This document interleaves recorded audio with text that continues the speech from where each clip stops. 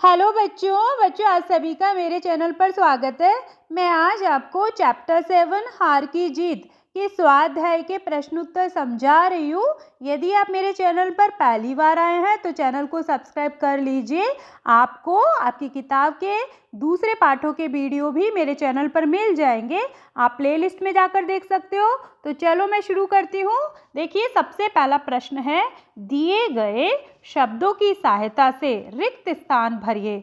ये fill in the blanks है। इसमें दो ऑप्शन है, आपको करेक्ट ऑप्शन फिल करना है। इसका पहला है, खड़ग सिंह उस इलाके का फिल इन द ब्लैंक्स डाकू था। तो इसमें दो ऑप्शन है, प्रसिद्ध और कुख्यात। तो क्या सही है? कुख्यात आएगा इसमें। अब दूसरा देखिए, अपनी वस्तु की प्रशंसा दूसरों के मुख से सुनने के लिए उनका हृदय फिल इन द ब्लैंक्स हो गया था। इसमें दो ऑप्शन है, धीर और अधीर। तो इसमें अधीर सही है, तो इसमें अधीर आएगा। अब आप तीसरा देखिए, बाबा जी आज्ञा कीजिए, मैं आपका फिल इन द ब्लैंक्स हूँ, केवल यह घोड़ा ना दूंगा। इसमें दो ऑप्शन है, दास और स्वामी। तो इसमें क्या आएगा? इसमें दास आएगा। दास इज करेक्ट आंसर। अब आप दूसरा प्रश्न देखिए, किसने किससे कहा।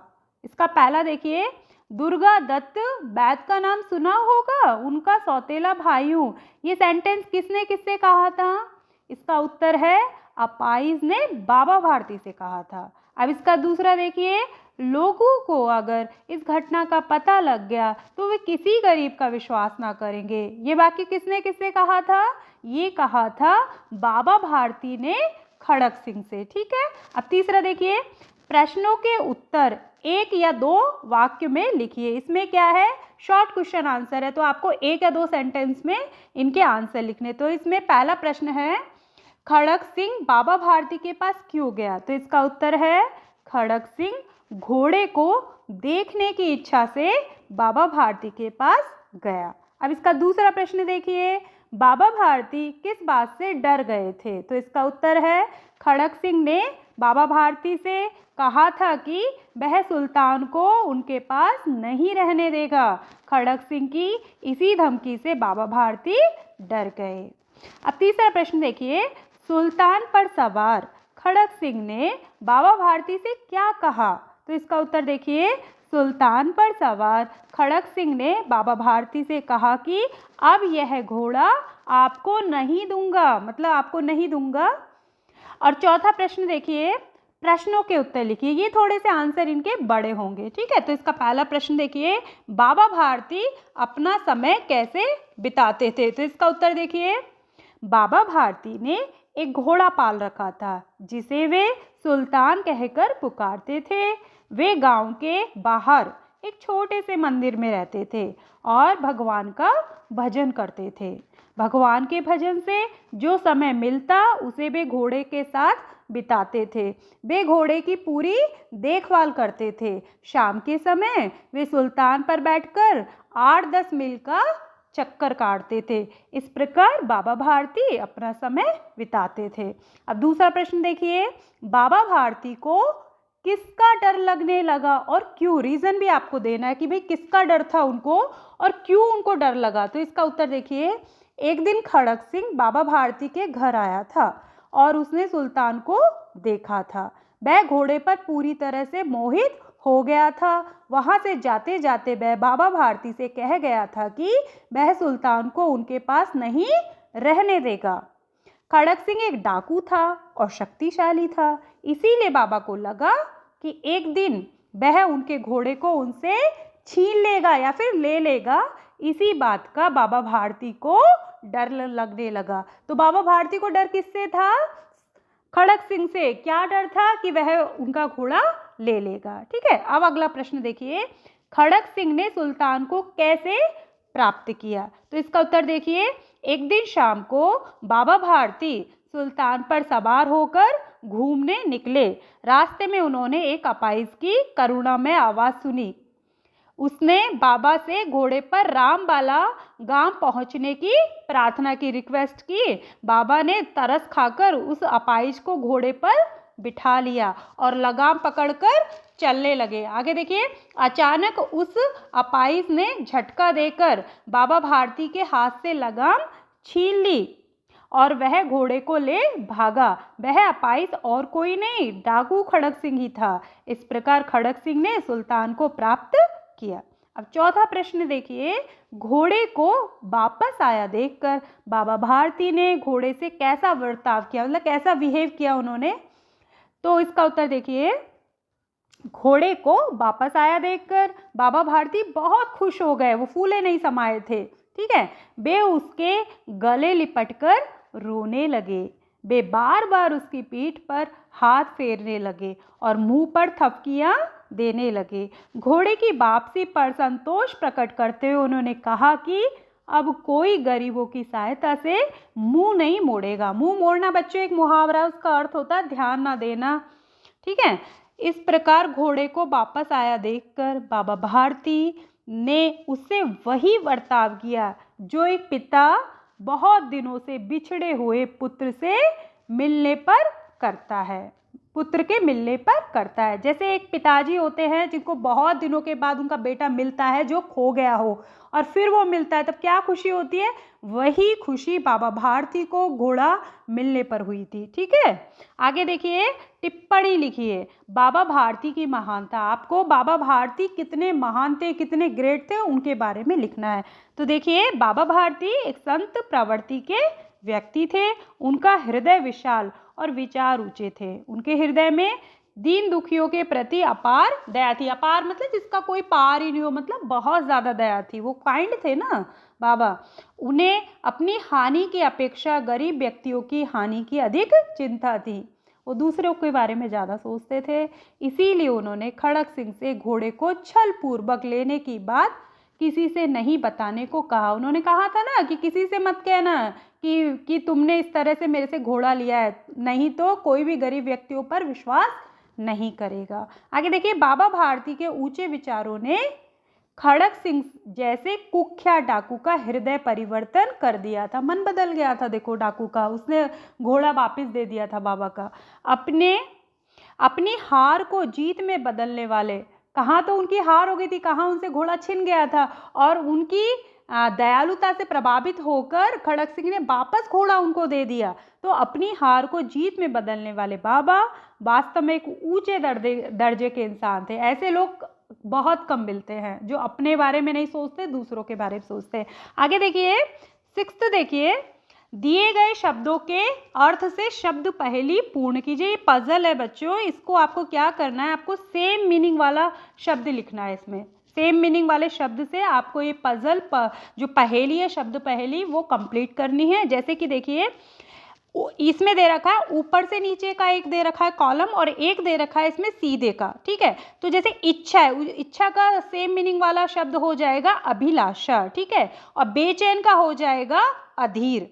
ठीक है, दूसरा देखिए, उद्देश्य, उद्देश्य का हो जाएगा प्रयोजन, और बड़ाई का हो जाएगा प्रशंसा, अचानक का हो जाएगा सहसा, और सत्य का क्या होगा, सत्य का होगा सच।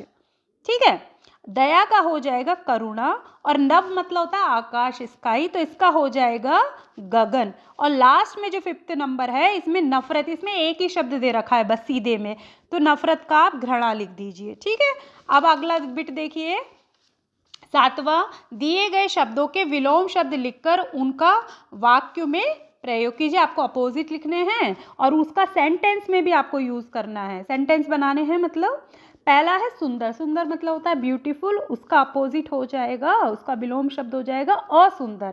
तो इसका वाक्य लिखिए कि मोर के पैर असुंदर होते हैं। आप दूसरा सेंटेंस भी लिख सकते हो, आप किसी का नाम लिख के भी लिख सकते हो कि वह असुंदर है, सिंपल सा। अब दूसरा देखिए, जमीन, जमीन का अपोजिट हो जाएगा आसमान। इसका वाक्य देखिए, आसमान में सूरज, चांद, सितारे रहते हैं, या फिर सिंपल सा लिख सकते हो आसमान नीला है। ठीक है, तीसरा देखो, संध्या, संध्या का अपोजिट हो जाएगा उषा। इसका वाक्य देखिए, उषा की लालिमा, लालिमा मतलब जो उसका लालपन है ना, वो बहुत सुंदर होती है। सुबह मॉर्निंग में उषा की लालिमा सुंदर होती है। अब 4th वन देखिए, गरीब, गरीब का विलोम शब्द हो जाएगा अमीर। तो इसका वाक्य देखिए, मेरा दोस्त अमीर है। आप किसी और का भी नाम लिखकर लिख सकते हो कि वह अमीर है।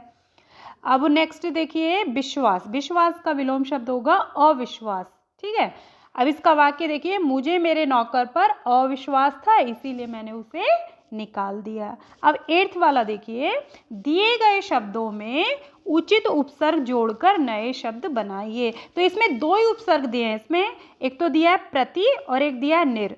देखो बच्चों, उपसर्ग क्या होते हैं? उपसर्ग होते हैं शब्दांश, शब्द का एक पार्ट होते हैं, वे मूल शब्द के आगे लगकर उस शब्द के अर्थ में परिवर्तन ला देते हैं या फिर शब्द के अर्थ में विशेषता ला देते हैं। ठीक है, ये बात का ध्यान रखना कि उपसर्ग तो मूल शब्द से आगे लगते हैं और जो प्रत्यय होते हैं वो मूल शब्द के बाद में लगते हैं, इस बात का ध्यान रखना। ठीक है, उपसर्ग प्रत्यय दोनों ही शब्दों में लगते हैं, मूल शब्दों में लगते हैं और दोनों ही शब्दांश होते हैं। ठीक है, शब्दांश मतलब शब्द का ये पार्ट होते हैं, लेकिन ये ध्यान रखना कि उपसर्ग मूल शब्द के पहले लगते हैं और प्रत्यय मूल शब्द के बाद लगते हैं। और ये जब लग जाते हैं उपसर्ग या प्रत्यय, तो शब्द के अर्थ में ये क्या करते हैं? विशेषता ला देते हैं या फिर चेंजेस ला देते हैं, परिवर्तन भी ला देते हैं। तो देखिए, अब देखिए यहाँ पे दिन दे रखा है तो इसे प्रति उपसर्ग लगा दीजिए। तो प्रति उपसर्ग लगने से दिन में नया शब्द बन गया प्रतिदिन। ठीक है,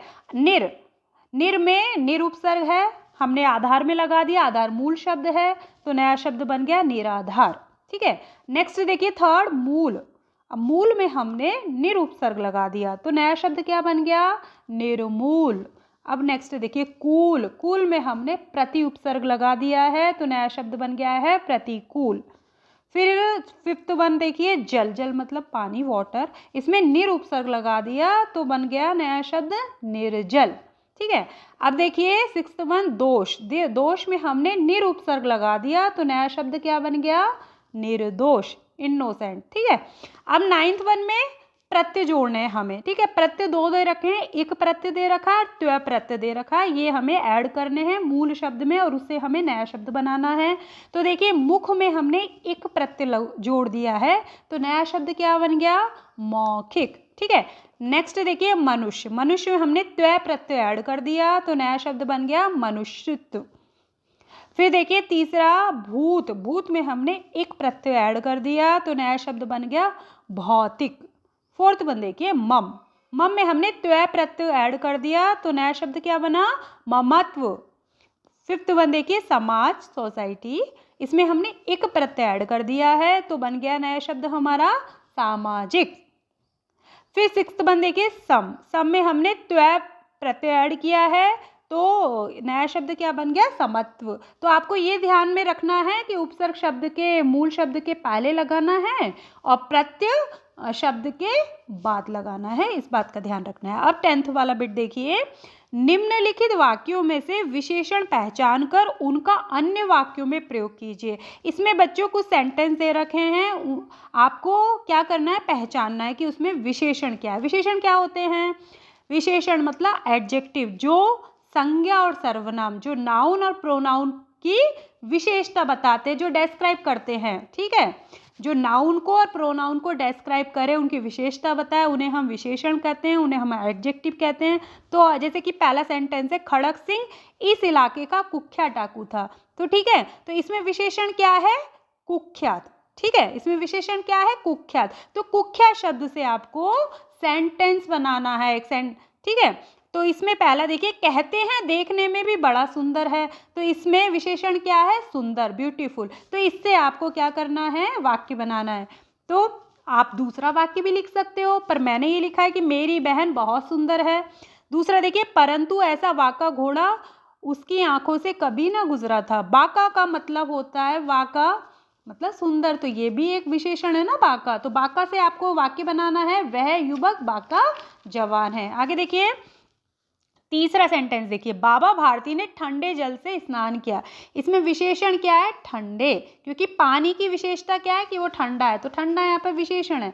तो ठंडे से आपको सेंटेंस लिखना है, मैंने लिखा है, आप दूसरा भी लिख सकते हो, मुझे ठंडे पानी से नहाना पसंद है। आप ये भी लिख सकते हो, मुझे ठंडा पानी पीना पसंद है, या फिर मुझे ठंडे पानी से डर लगता है। आगे देखिए, अपने प्यारे घोड़े से लिपट कर रोने लगे, ये सेंटेंस है। इसमें विशेषण क्या है? प्यारे। तो प्यारे से मैंने लिखा है सेंटेंस कि माँ ने अपने प्यारे बेटे को गले से लगा लिया। आगे देखिए, आगे और ये लास्ट भी है कि बाबा भारती प्रसिद्ध साधु थे। तो प्रसिद्ध बच्चों यहाँ पर विशेषण है, प्रसिद्ध मतलब फेमस। तो इससे मैंने लिखा है सेंटेंस कि ताजमहल एक प्रसिद्ध इमारत है। आप दूसरा सेंटेंस भी लिख सकते हो। आशा करती हूँ बच्चों कि आपको ये सारे प्रश्न उत्तर समझ में आ गए होंगे। यदि आपको मेरा वीडियो पसंद आए तो वीडियो को ज़रूर लाइक कीजिए। धन्यवाद।